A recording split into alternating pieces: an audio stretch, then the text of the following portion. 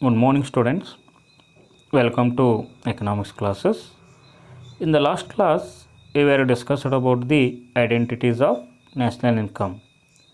Today, we will going to discuss about the national income and welfare.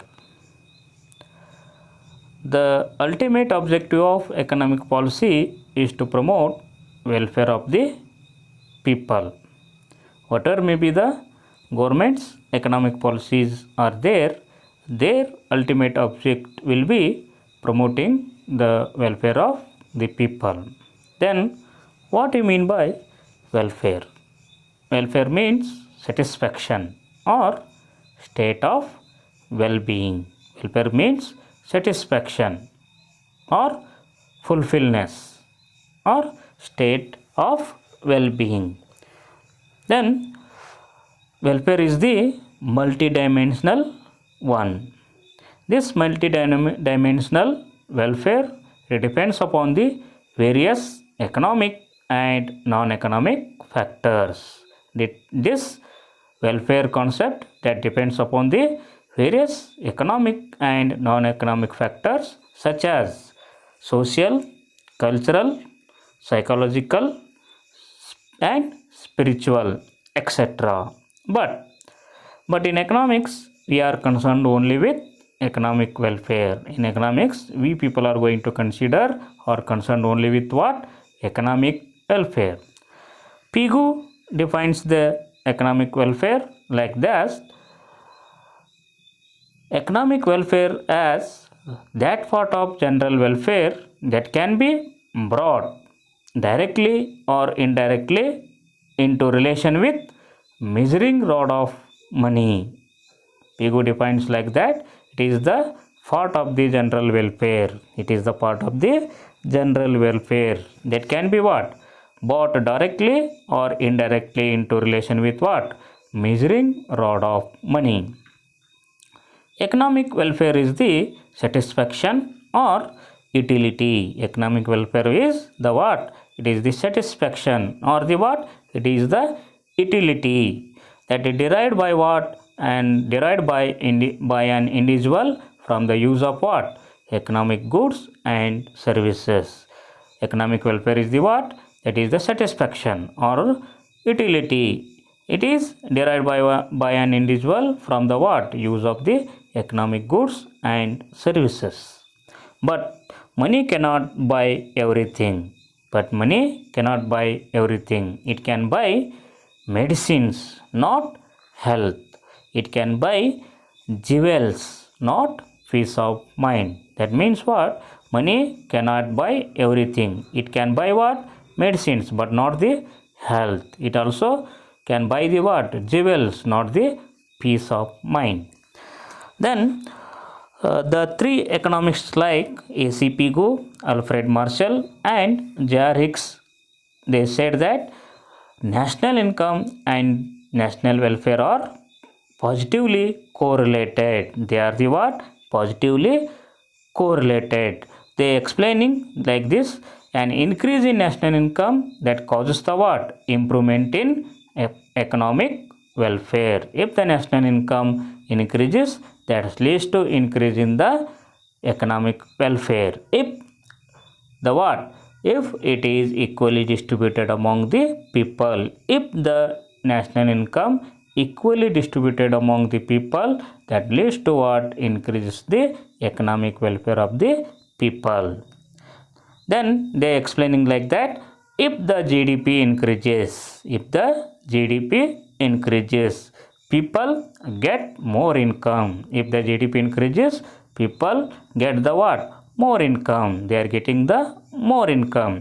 That leads to what? That enables them to what? Buy more goods and services. That enables to what? That income enables them to what? Buy more goods and services and increase their welfare. If the income of the people increases, that enables them to what? They are going to purchase more goods and services and use it, then increases their welfare. Therefore, income or the national income is treated as what? Indicator of the welfare of the people. They says that the whatever may be the three economists are there, they said that what is that? If the national income increasing, the welfare of the people also increasing. That's why it is an indicator of the welfare. The national income is the or national income is treated as the indicator of the welfare of the people. But the some economist argues that this may not be true always. This may not be true always. What is not true always?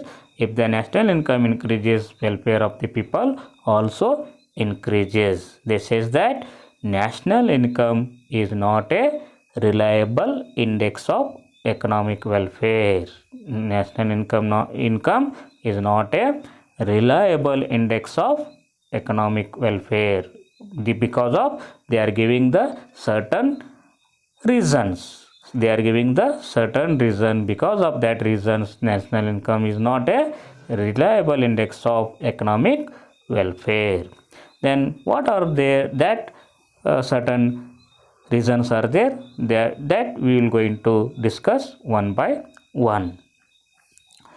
The first reason is inequality in the distribution of income. Inequality in the distribution of income. Along with an increase in national income, inequalities in the distribution of income may occur. Along with an increase in the national income, inequalities in the distribution of income may occur. If the national income is increases, during that period what will happen? Inequalities in the distribution of national income may happen. That is, increased GDP may have increased the income of the small minority. If the increase in the GDP, that may increase the income of the small minority in the society. The people are there, class of the people are there, they are rich in the small amount but poor in the large amount. That means that is increased GDP may have increased the income of the small minority, but the majority may have remained poor. The more number of the people are there, they are remaining what? Poor. It is even possible that a minority have become richer. If it is possible, even possible that minority, what are the small number of the rich people are there, they are going to become rich, while the majority of the people are there, they are poor, they becomes the what? Poorer. They are becomes the poorer. In this case, welfare of the majority decreases. Welfare of the majority decreases. In this case, what will happen? In this case, the welfare of the majority people, what are the poor people are there, their in welfare decreases, even though the what? GDP increases. Even though the GDP increases, the majority of the poor people are there, their welfare decreases. Therefore, national income is not a right index of welfare. Therefore, national income is not a right index of welfare. This is first one. This is first reason. Then second one. What is the second reason? That is non-monetary exchanges. Non-monetary exchanges. Non-monetary, that means what? We people are not going to evaluate in monetary terms. That is non-monetary.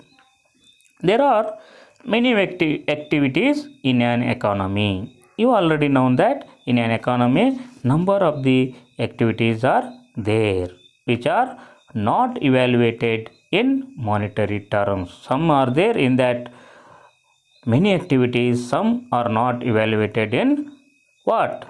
Monetary terms. For example, the services of housewives. The services of housewives, that may be NGOs, that may be NSS students work or service, that may be charitable institutions etc. Whatever may be the housewife services, that may be NGO services, that may be NSS student service, or that may be charitable institutions services that are not evaluated in monetary terms. These are not accounted for in national income. They are not accounting in the what? National income. Similarly, barter system or barter exchange of goods is also not included in national income. Barter exchange, that means what? Exchange of goods for goods. Exchange of goods for goods. There is no monetary way to exchange the goods. That's why that is also not included in the national income. Non-monetary exchanges like that, these are there. Therefore, national income cannot be a clear indicator of well-being. National income cannot be a clear indicator of well-being. A large part of the total transactions in the underdeveloped countries consists of non-monetized transactions. As you know, what are the underdeveloped countries are there? Trade transactions only in the barter way or in the barter system, not in the monetized. That's why these are called as the non-monetized transactions. Then third one, externalities. What is that? Third reason for the what? Third reason for the not welfaring, that is externalities. Externalities are unintentional consequences of an economic action. These are the what? Unintentional. These are not the intentional consequences. These are the unintentional consequences of an economic action, of a person or a firm, that accrues what? That accrues to another person or firm. Whatever may be the unintentional consequences are there in the economic action by the person or by the firm, that accrues to whom? To another person or what? Another firm. These consequences may be good or bad. Whatever may be these consequences are there, that may be a good or that may be a bad. Externalities do not have any market. Externalities do not having any market. That means what? Externality is not a good or not a service. That's why these do not having the what? Any market in which they can be bought and sold. That's why it is not the any good or services. That's why it cannot be buy or sold. It cannot be bought and sold.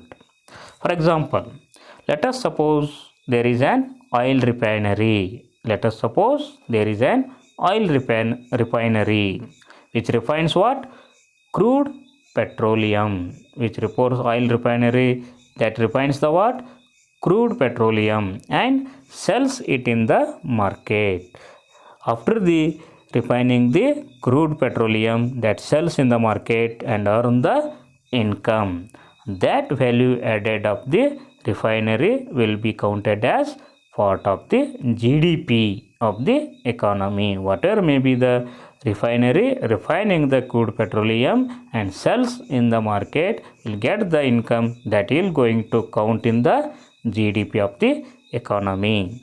It is positive externality. It is positive externality. Positive externality, that means what? It is good for the country. But in carrying out the production of the refinery, may also be polluting the nearby river, while in the extraction of the what? Crude petroleum, that leads to what? Polluting the nearby river. Whatever may be the extraction is there of the crude petroleum, during that period the whatever may be the river is there, they are going to pollute. This may cause harm to the people. This may cause harm to the people who use the water of the river. This may cause what? Harm. Harm, that is bad. That is bad to the people who use the water of the river. Hence, their well-being will fall. Hence, their well-being will fall. It is negative externality. It is negative externality. That means what? Here, what are the externalities is there? That may be good or that may be bad are there. That has given one oil refinery company is there that has refining the what? Crude petroleum and sells in the market.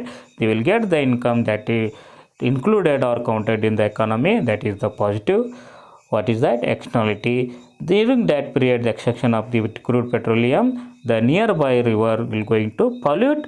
If the pollute water will going to use by the people, their health will be fall or their well-being will be fall. It is negative externality. Negative externality.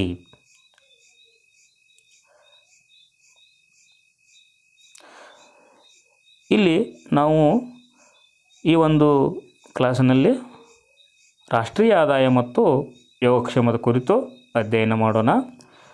ಯಾವುದೇ ಒಂದು ದೇಶದ ಅಥವಾ ಅರ್ಥವ್ಯವಸ್ಥೆಯ ಅಂತಿಮ ಉದ್ದೇಶ ಆ ದೇಶದ ಜನರ ಕಲ್ಯಾಣವನ್ನು ಸಾಧಿಸುವುದಾಗಿರುತ್ತದೆ ಅಂತಕ್ಕಂಥದ್ದು ಮುಖ್ಯವಾಗಿರ್ತದೆ. ಅದರ ಮುಖಾಂತರ ಯೋಗಕ್ಷೇಮ ಅಥವಾ ಕಲ್ಯಾಣ ಅಂದರೆ ಏನು ಅಂತಕ್ಕಂಥದ್ದನ್ನು ನಾವು ನೋಡಬೇಕಾಗುತ್ತೆ. ಯೋಗಕ್ಷೇಮ ಅಥವಾ ಕಲ್ಯಾಣ ಅಂತಂದರೆ ತೃಪ್ತಿ ಅಂತಕ್ಕಂಥದ್ದು, ಒಳ್ಳೆಯ ರೀತಿಯಿಂದ ಇರತಕ್ಕಂಥದ್ದು ಸ್ಟೇಟ್ ಆಫ್ ವೆಲ್ ಬೀಯಿಂಗ್ ಅಂತ ಕೂಡ ನಾವು ಹೇಳ್ತೀವಿ. ಯೋಗಕ್ಷೇಮ ಅಂತಂದರೆ ಏನು ಅಂತಕ್ಕಂಥದ್ದು ತೃಪ್ತಿದಾಯಕತೆ ಅಂತ ಕೂಡ ಹೇಳ್ತೀವಿ, ಅಥವಾ ಒಳ್ಳೆಯ ರೀತಿಯಾಗಿರುವುದು ಅಂತಕ್ಕಂಥದ್ದು ಕೂಡ ಹೇಳ್ತೀವಿ ಅಂತಕ್ಕಂಥದ್ದು. ಈ ರೀತಿಯಾಗಿರ್ತಕ್ಕಂಥ ಒಂದು ಯೋಗಕ್ಷೇಮ ಅಂತಕ್ಕಂಥ ಕಲ್ಪನೆ ಮಲ್ಟಿ ಡೈಮೆನ್ಷನಲ್ ಆಗಿದೆ ಅಂತಕ್ಕಂಥದ್ದು, ಬಹುಮುಖಾತ್ಮಕವಾಗಿದೆ ಅಂತಕ್ಕಂಥದ್ದು. ಈ ರೀತಿಯಾಗಿರ್ತಕ್ಕಂಥ ಬಹುಮುಖ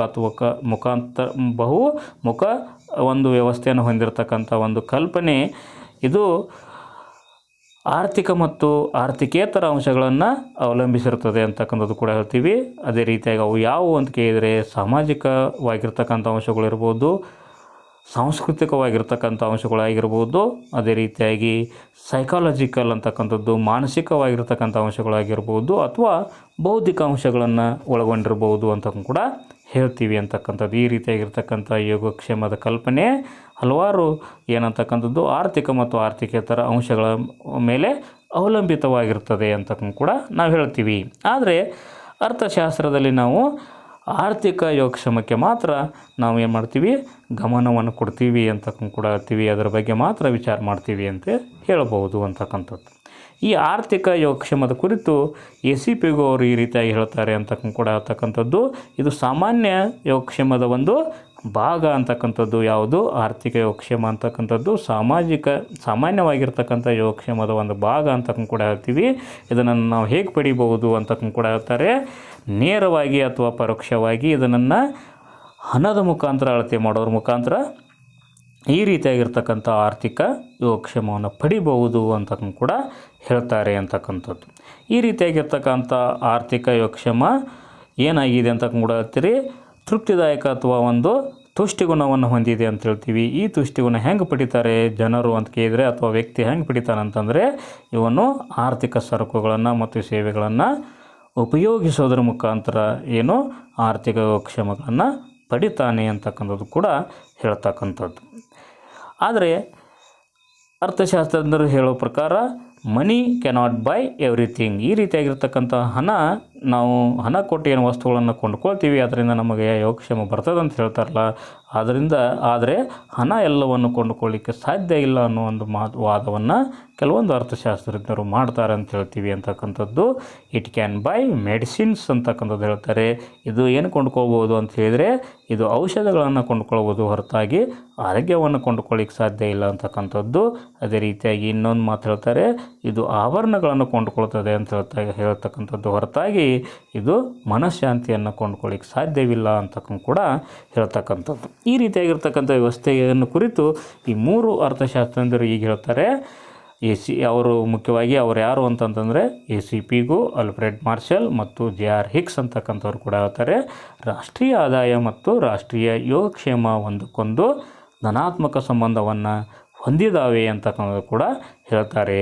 ಅದರ ಮುಖಾಂತರ ಒಂದು ವೇಳೆ ರಾಷ್ಟ್ರೀಯ ಆದಾಯದಲ್ಲಿ ಹೆಚ್ಚಳವಾದರೆ ಅದು ಆರ್ಥಿಕ ಯೋಗಕ್ಷೇಮದ ಹೆಚ್ಚಳಕ್ಕೂ ಕಾರಣ ಆಗ್ತದೆ. ಒಂದು ವೇಳೆ ಈ ರಾಷ್ಟ್ರೀಯ ಆದಾಯ ಎಲ್ಲ ಜನರಲ್ಲಿ ಸಮಾನವಾಗಿ ಹಂಚಿಕೆ ಆಗಿತ್ತಂದರೆ ಅದು ಆ ಜನರ ಯೋಗಕ್ಷೇಮದ ಹೆಚ್ಚಳಕ್ಕೂ ಕೂಡ ಕಾರಣ ಆಗ್ತದೆ ಅಂತಕ್ಕೂ ಕೂಡ ಹೇಳ್ತಾರೆ. ಅದರ ಬಗ್ಗೆ ಕೆಲವೊಂದು ವಿವರಣೆಯನ್ನು ಈ ರೀತಿಯಾಗಿ ಕೊಡ್ತಾರೆ ಅಂತಕ್ಕೂ ಕೂಡ ಹೇಳ್ಬೋದು.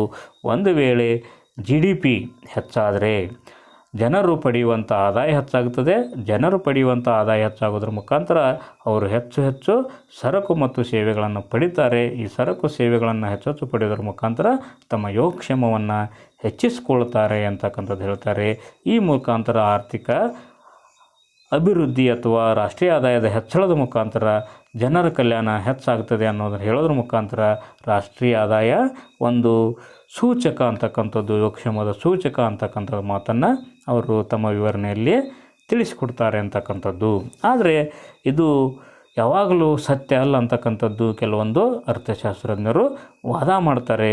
ಯಾಕೆ ಇದು ಸತ್ಯ ಅಲ್ಲ ಅಂತಕ್ಕನ್ನೋದಕ್ಕೆ ಕೆಲವೊಂದು ಕಾರಣಗಳನ್ನು ಕೂಡ ಕೊಡ್ತಾರೆ ಅಂತಕ್ಕಂಥದ್ದು ಕೂಡ ಹೇಳ್ತಕ್ಕಂಥದ್ದು.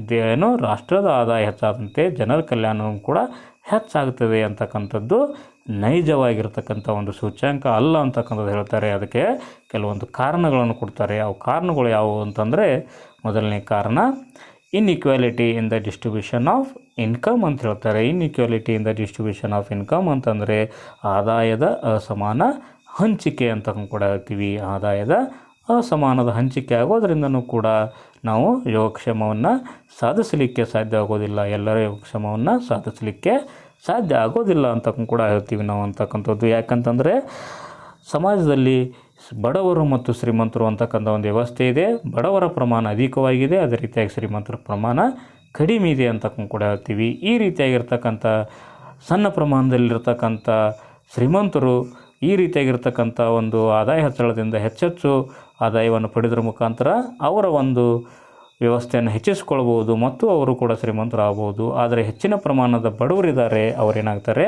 ಬಡವರಾಗೇ ಉಳಿತಾರೆ ಅಂತಕ್ಕಂಥ ಕೂಡ ಮಾತನ್ನು ಕೂಡ ಹೇಳ್ತಾರೆ ಅಂತಕ್ಕಂಥದ್ದು.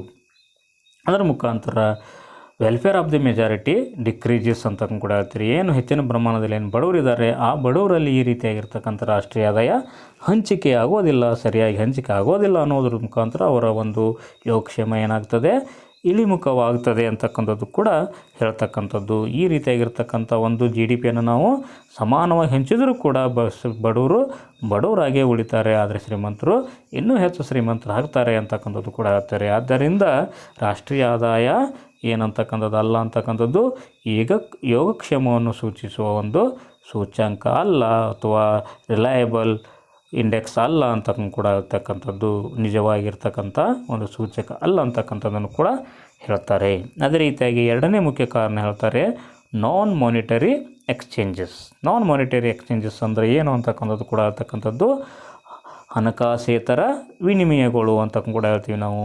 ಕೆಲವೊಂದು ಆರ್ಥಿಕ ಚಟುವಟಿಕೆಗಳಿದ್ದಾವೆ ಅಥವಾ ಅರ್ಥವ್ಯವಸ್ಥೆಯಲ್ಲಿ ಚಟುವಟಿಕೆಗಳಿದ್ದಾವೆ. ಆ ಚಟುವಟಿಕೆಗಳು ಹಣದ ಮುಖಾಂತರ ಏನಾಗೋದಿಲ್ಲ, ಮೌಲ್ಯಮಾಪನ ಆಗೋದಿಲ್ಲ ಅಂತ ಕೂಡ ಹೇಳ್ತೀವಿ. ಅವುಗಳ ಯಾವುವು ಅಂತ ಹೇಳಿದರೆ ಹೌಸ್ ವೈಫ್ ಗೃಹಿಣಿ ತಾನು ಮಾಡುವಂಥ ಒಂದು ಸೇವೆ ಇರ್ಬೋದು, ಅದೇ ರೀತಿಯಾಗಿ NGOಗಳು ಮಾಡುವಂಥ ಸೇವೆ ಇರ್ಬೋದು, ಅಥವಾ NSS ವಿದ್ಯಾರ್ಥಿಗಳು ಮಾಡುವಂಥ ಸೇವೆ ಇರ್ಬೋದು, ಅದೇ ರೀತಿಯಾಗಿ ಚಾರಿಟೇಬಲ್ ಇನ್ಸ್ಟಿಟ್ಯೂಷನ್ಸ್ ಅಂತ ಕೂಡ ಹೇಳ್ಬೋದು. ಈ ರೀತಿಯಾಗಿರ್ತಕ್ಕಂಥ ಸಂಸ್ಥೆಗಳು ವಿದ್ಯಾರ್ಥಿಗಳು ಅಥವಾ ಇನ್ನಿತರ ಗೃಹಿಣಿ ಮಾಡ್ತಕ್ಕಂಥ ಮನೆಯಲ್ಲಿ ಮಾಡ್ತಕ್ಕಂಥ ಸೇವೆಗಳು ಏನಾಗೋದಿಲ್ಲ ಅಂತ ಹೇಳ್ತೀವಿ, ಈ ರಾಷ್ಟ್ರೀಯ ಆದಾಯದಲ್ಲಿ ಕೊಡೋದಿಲ್ಲ ಅಥವಾ ಅಕೌಂಟ್ ಆಗೋದಿಲ್ಲ, ಅಲ್ಲಿಗೆ ಲೆಕ್ಕಕ್ಕೆ ಬರೋದಿಲ್ಲ ಅಂತ ಕೂಡ ಹೇಳ್ತಕ್ಕಂಥದ್ದು. ಅದೇ ರೀತಿ ಇನ್ನೊಂದು ಮಾತನ್ನು ಕೂಡ ಹೇಳ್ತಾರೆ, ಹಣದ ಮುಖಾಂತರ ಆಗ್ತಕ್ಕಂಥ ಎಕ್ಸ್ಚೇಂಜ್ ಏನಾಗ್ತದೆ, ರಾಷ್ಟ್ರೀಯ ಆದಾಯದಲ್ಲಿ ಸೇರ್ಪಡೆ ಆಗ್ತದೆ. ಆದರೆ ಹಣಕಾಸೇತರ ವಿನಿಮಯ ಕೂಡ ಏನಾಗ್ತದೆ, ಈ ರೀತಿಯಾಗಿರ್ತಕ್ಕಂಥ ಒಂದು ರಾಷ್ಟ್ರೀಯ ಆದಾಯದಲ್ಲಿ ಸೇರಿಕೆ ಆಗೋದಿಲ್ಲ. ಅದರ ಮುಖಾಂತರ ಏನಾಗ್ತದೆ ಅಂತ ಹೇಳ್ತೀರಿ, ಇದು ರಾಷ್ಟ್ರೀಯ ಆದಾಯ ಏನಂತಕ್ಕಂಥದ್ದು ಒಂದು ಯೋಗಕ್ಷೇಮದ ಸರಿಯಾದ ಸೂಚಕ ಅಲ್ಲ ಅಂತ ಕೂಡ ಹೇಳ್ತಕ್ಕಂಥದ್ದು. National income cannot be A clear indicator of well being ಅಂತಕ್ಕಂಥದ್ದು ಕೂಡ ಯೋಗಕ್ಷೇಮದ ಒಂದು ವ್ಯವಸ್ಥೆ ಅಲ್ಲ ಅಂತಕ್ಕಂಥ ಕೂಡ ಹೇಳ್ತಕ್ಕಂಥದ್ದು. ನಮಗೆಲ್ಲರಿಗೂ ಗೊತ್ತಿರುವಂತೆ ಅಂತಕ್ಕಂಥ ಕೂಡ ಹೇಳ್ತೀವಿ, ಅನಭಿವೃದ್ಧಿ ಹೊಂದಿರತಕ್ಕಂಥ ದೇಶಗಳಲ್ಲಿ ಸಾಮಾನ್ಯವಾಗಿ ಹೆಚ್ಚಿನ ಪ್ರಮಾಣದಲ್ಲಿ ವಸ್ತುಗಳಿಗೆ ವಿನಿಮಯ ಆಗ್ತವೆ, ಹೊರತಾಗಿ ವಸ್ತುಗಳು ಹಣಕ್ಕೆ ವಿನಿಮಯ ಆಗೋದಿಲ್ಲ. ಅದರ ಮುಖಾಂತರ ಆ ರೀತಿಯಾಗಿರ್ತಕ್ಕಂಥ ವಸ್ತುಗಳ ಮೌಲ್ಯ ನಮಗೆ ರಾಷ್ಟ್ರೀಯ ಆದಾಯದಲ್ಲಿ ಸೇರ್ಪಡೆ ಆಗೋದಿಲ್ಲ. ಅದರ ಮುಖಾಂತರ ಜನರ ಯೋಗಕ್ಷೇಮ ಹೆಚ್ಚಾಗಲಿಕ್ಕೆ ಸಾಧ್ಯ ಇಲ್ಲ. ರಾಷ್ಟ್ರೀಯ ಆದಾಯನೂ ಕೂಡ ಹೆಚ್ಚಾದರೂ ಕೂಡ ಏನಾಗೋದಿಲ್ಲ, ಯೋಗಕ್ಷೇಮ ಸಾಧ್ಯವಿಲ್ಲ ಅಂತಕ್ಕಂಥ ಮಾತನ್ನು ಕೂಡ ಹೇಳ್ತಾರೆ ಅಂತಕ್ಕಂಥದ್ದು. ಅದೇ ರೀತಿಯಾಗಿ ಮೂರನೇ ಮುಖ್ಯ ಕಾರಣ ಹೇಳ್ತಾರೆ ಅಂತಕ್ಕಂಥದ್ದು ಎಕ್ಸ್ಟರ್ನಾಲಿಟೀಸ್ ಅಂತ ಹೇಳ್ತೀವಿ ನಾವು. ಎಕ್ಸ್ಟರ್ನಾಲಿಟೀಸ್ ಅಂತ ಹೇಳ್ತೀವಿ. ಎಕ್ಸ್ಟರ್ನಾಲಿಟೀಸ್ ಅಂತಂದರೆ ಏನಂತಂದರೆ ಬಾಹ್ಯತೆಗಳು ಅಂತ ಕೂಡ ಹೇಳ್ತಕ್ಕಂಥದ್ದು. ಬಾಹ್ಯತೆಗಳು ಅಂತಂದರೆ ಏನು ಅಂತಕ್ಕಂಥದ್ದು ಕೂಡ ಹೇಳ್ತಾರೆ. ಬಾಹ್ಯತೆಗಳು ಅಂತಂದರೆ ಏನು ಅಂತಕ್ಕಂಥ ಕೂಡ ಹೇಳಿದರೆ ಅನ್ಇಂಟೆನ್ಷನಲ್ ಕಾನ್ಸಿಕ್ವೆನ್ಸಸ್. ಅನ್ಇಂಟೆನ್ಷನಲ್ ಅಂತಂದರೆ ಉದ್ದೇಶಪೂರ್ವಕವಲ್ಲದ ಕೆಲವೊಂದು ಪರಿಣಾಮಗಳು ಅಂತಕ್ಕಂಥದ್ದು ಆರ್ಥಿಕ ಕ್ರಿಯೆಯಲ್ಲಿ ಈ ರೀತಿಯಾಗಿರ್ತಕ್ಕಂಥ ಅನುದ್ದೇಶಕ ಅಥವಾ ಉದ್ದೇಶಪೂರ್ವಕವಲ್ಲದ ಪರಿಣಾಮಗಳು ಇರ್ತವೆ ಅಂತ ಕೂಡ ಹೇಳ್ತೀವಿ. ಅಥವಾ ಒಬ್ಬ ವ್ಯಕ್ತಿ ಮಾಡುವಂಥ ಒಂದು ಅನುದ್ದೇಶಕ ಅಥವಾ ಉದ್ದೇಶಪೂರ್ವಕವಲ್ಲದ ಅಂಶ ಇರ್ಬೋದು, ಅಥವಾ ಒಂದು ಉದ್ದಿಮೆ ಮಾಡುವಂಥ ಉದ್ದೇಶಪೂರ್ವಕವಾದಂಥ ಒಂದು ಪರಿಣಾಮ ಇರ್ಬೋದು ಅಂತಕ್ಕಂಥದ್ದು, ಒಂದು ಕ್ರಿಯೆ ಇರ್ಬೋದು ಅಂತ ಹೇಳ್ತಕ್ಕಂಥದ್ದು. ಅದು ಬೇರೆಯವರ ಮೇಲೆ ಪರಿಣಾಮ ಬೀರ್ತದೆ ಅಥವಾ ಬೇರೆ ಒಂದು ಉದ್ದಿಮೆ ಮೇಲೂ ಕೂಡ ಪರಿಣಾಮವನ್ನು ಬೀರ್ತದೆ. ಅದಕ್ಕೆ ನಾವೇನಂತ ಕರಿತೀವಿ, ಬಾಹ್ಯತೆಗಳು ಅಂತ ಕೂಡ ಹೇಳ್ತಕ್ಕಂಥದ್ದು. ಈ ರೀತಿಯಾಗಿರ್ತಕ್ಕಂಥ ಪರಿಣಾಮಗಳು ಒಳ್ಳೆಯದಾಗಿರ್ಬೋದು ಅಥವಾ ಕೆಟ್ಟದ್ದು ಕೂಡ ಆಗಿರ್ಬೋದು ಅಂತಕ್ಕಂಥದ್ದು ಕೂಡ ಹೇಳ್ಬೋದು. ಅಥವಾ ಕಾನ್ಸಿಕ್ವೆನ್ಸಸ್ ಅಂತಂದರೆ ಸನ್ನಿವೇಶಗಳು ಅಂತಕ್ಕಂಥದ್ದು. ಅನ್ಇಂಟೆನ್ಷನಲ್ ಕಾನ್ಸಿಕ್ವೆನ್ಸಸ್ ಅಂತಂದರೆ ಉದ್ದೇಶಪೂರ್ವಕವಲ್ಲದ ಸನ್ನಿವೇಶಗಳು. ಅವು ಏನಾಗಿರ್ತಾವೆ ಹೇಳ್ಬೋದು, that may be a good or that may be bad ಅಂತ ಕೂಡ ಹೇಳ್ತಕ್ಕಂಥದ್ದು.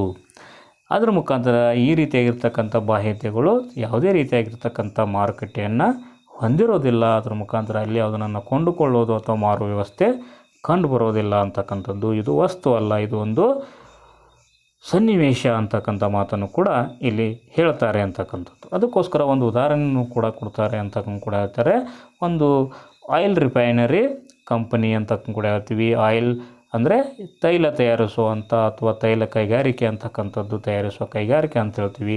ಅದೇನು ಮಾಡ್ತದೆ ಅಂತ ಹೇಳ್ತೀವಿ, ಕ್ರೂಡ್ ಪೆಟ್ರೋಲ್, ಕಚ್ಚಾ ಪೆಟ್ರೋಲಿಯಮನ್ನು ಏನು ಮಾಡ್ತದೆ, ರಿಫೈನ್ ಮಾಡ್ತದೆ, ಎಕ್ಸ್ಟ್ರಾಕ್ಟ್ ಮಾಡ್ತದೆ ಅಥವಾ ಹೊರಗೆ ತೆಗಿತದೆ ಅಂತ ಕೂಡ ಹೇಳ್ತೀವಿ. ಈ ತೆಗೆದಿರ್ತಕ್ಕಂಥ ಪೆಟ್ರೋಲನ್ನು ನಾವೇನು ಮಾಡ್ಬೋದು, ಮಾರುಕಟ್ಟೆಯಲ್ಲಿ ಮಾರಾಟ ಮಾಡ್ಬೋದು. ಆ ಬಂದಿರತಕ್ಕಂಥ ಆದಾಯವನ್ನು ನಾವು ರಾಷ್ಟ್ರೀಯ ಆದಾಯಕ್ಕೆ ಸೇರಿಸ್ಬೋದು. ಅದು ಏನಾಗ್ತದೆ ಆವಾಗ ಧನಾತ್ಮಕ ಬಾಹ್ಯತೆ ಆಗ್ತದೆ ಅಂತಕ್ಕಂಥದ್ದು. ಅಂದರೆ ಏನು ಅಂತಕ್ಕಂಥದ್ದು, ಒಂದು ಆಯಿಲ್ ರಿಫೈನರಿ ಕಂಪ್ನಿ ಏನು ಮಾಡ್ತದೆ ಅಂತ ಕೂಡ ಹೇಳ್ತೀವಿ, ರಿಫೈನಿಂಗ್ ದ ಕ್ರೂಡ್ ಪೆಟ್ರೋಲಿಯಮ್ ಅಂತ ಹೇಳ್ತೀವಿ. ನಾವು ಏನು ಮಾಡ್ತದೆ, ಅದು ಪೆಟ್ರೋಲಿಯಮನ್ನು ತಯಾರು ಮಾಡ್ತದೆ ಮತ್ತು ಅದನ್ನು ಮಾರಾಟ ಮಾಡ್ತದೆ. ಮಾರಾಟ ಮಾಡಿ ಬಂದಿರತಕ್ಕಂಥ ಒಂದು ಮೌಲ್ಯವನ್ನು ಜಿ ಡಿ ಪಿಗೆ ಸೇರಿಸ್ತದೆ ಅಂತಕ್ಕಂಥದ್ದು ಹೇಳ್ತೀವಿ. ಜಿ ಡಿ ಪಿಗೆ ಸೇರಿಸೋದ್ರಿಂದ ಜಿ ಡಿ ಪಿ ಪ್ರಮಾಣ ಏನಾಗ್ತದೆ, ಹೆಚ್ಚಾಗ್ತದೆ. ಈ ಹೆಚ್ಚಾಗತಕ್ಕಂಥ ಜಿ ಡಿ ಪಿ ಪ್ರಮಾಣವನ್ನು ಏನು ಹೇಳ್ಬೋದು ಅಂತ ಹೇಳಿದರೆ ಪಾಸಿಟಿವ್ ಎಕ್ಸ್ಟರ್ನಾಲಿಟೀಸ್ ಅಂತ ಹೇಳ್ಬೋದು ಅಂತಕ್ಕಂಥದ್ದು, ಧನಾತ್ಮಕ ಬಾಹ್ಯತೆ ಅಂತ ಹೇಳ್ಬೋದು.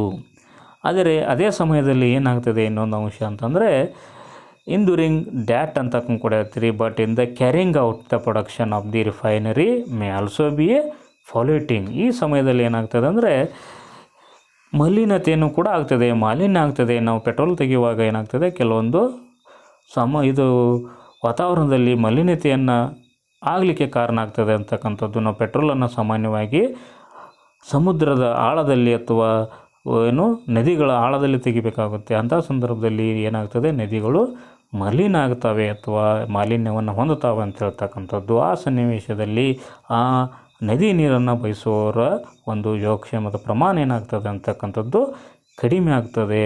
ಅದರ ಮುಖಾಂತರ ಆ ರೀತಿಯಾಗಿರ್ತಕ್ಕಂಥ ಈ ಮಲಿನವಾದಂಥ ನೀರನ್ನು ಬಳಸೋದ್ರ ಮುಖಾಂತರ ವ್ಯಕ್ತಿಗಳ ಅಥವಾ ಜನರ ಏನಂತಕ್ಕಂಥದ್ದು ಯೋಗಕ್ಷೇಮ ಕಡಿಮೆ ಆಗ್ತದೆ. ಆ ಕಡಿಮೆ ಆಗ್ತಕ್ಕಂಥ ಒಂದು ವ್ಯವಸ್ಥೆಗೆ ನಾವೇನನ್ಬೋದು, ನೆಗೆಟಿವ್ ಎಕ್ಸ್ಟರ್ನಾಲಿಟಿ ಅಂತ ಹೇಳ್ಬೋದು. ಋಣಾತ್ಮಕ ಅಂತಕ್ಕಂಥದ್ದು. ಋಣಾತ್ಮಕ ಅಂತಂದರೆ ಇದು ಒಳ್ಳೆಯದಲ್ಲ ಅಂತಕ್ಕಂಥದ್ದು, ಕೆಟ್ಟದಾಗಿರ್ತಕ್ಕಂಥ ಪರಿಣಾಮ ಆಗ್ತದೆ ಅಂತಕ್ಕಂಥದ್ದನ್ನು ಈ ರೀತಿಯಾಗಿ ಹೇಳ್ಬೋದು. ಒಟ್ಟಾರೆಯಾಗಿ ರಾಷ್ಟ್ರೀಯ ಆದಾಯ ಮತ್ತು ಯೋಗಕ್ಷೇಮ ಅಂತಕ್ಕಂಥ ಅಂಶಗಳನ್ನು ಈ ರೀತಿಯಾಗಿ ನಾವು ಅಧ್ಯಯನ ಮಾಡ್ಬೋದು. Thank you. ಧನ್ಯವಾದ.